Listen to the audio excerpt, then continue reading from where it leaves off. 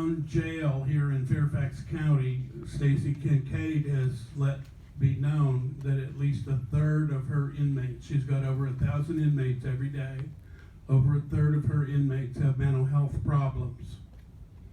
There's a correlation there. Okay, the TANF bill, TANF scholarships.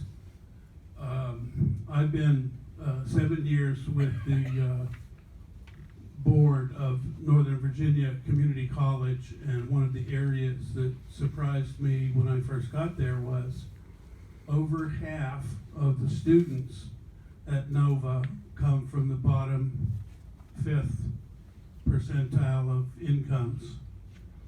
Families in that category don't have a lot of history with associations with college. A lot of the students that we have are first-time members of their family to attend college. The Center on Budget and Policy Priorities is a think tank down there in Washington. They found that education or vocational training beyond high school can yield substantial earnings gains over lifetimes. Young adults with higher education or vocational credentials will pay more taxes and need less government assistance to meet their basic needs as a result of higher earnings power than people that don't have a high school education or just barely finished high school. What we also know on projecting the future, thinking forward, 65% of all jobs are going to require education beyond high school.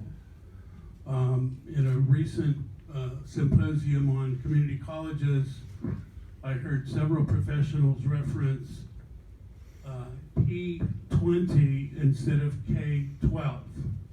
Educators frequently talk about K-12. Well, community college educators are now talking about preschool before kindergarten through year 20 or your associate's degree. The reason for that is what's happening in the economy. You're not done when you graduate from high school. If you are, we can promise that your income possibilities are much less than they would be with that advanced degree. On to the TANF scholarships.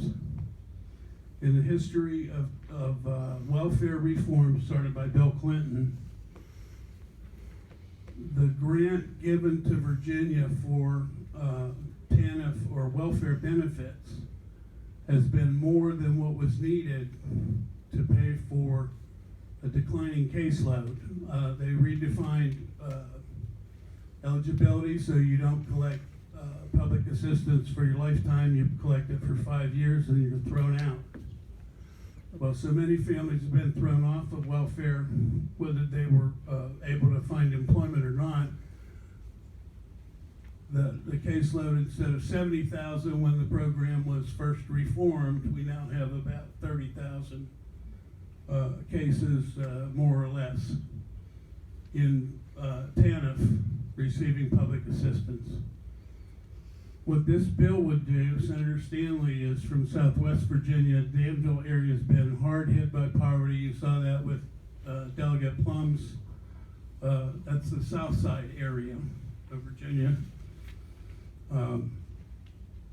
What his bill would do would be to provide scholarships up to $4,000 a year for up to 200 students, 100 in a rural community college and another 100 in an urban community college setting. Northern Virginia would probably be the urban option, and Danville would probably be the rural option.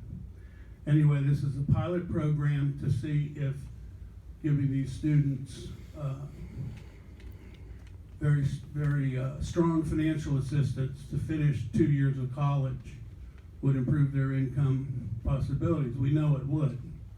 In Florida, they've been running a program like this for 15 years, and instead of welfare dependents, when these kids graduate, they become taxpayers. As I said, taxpayers have less demand for public assistance or other social programs.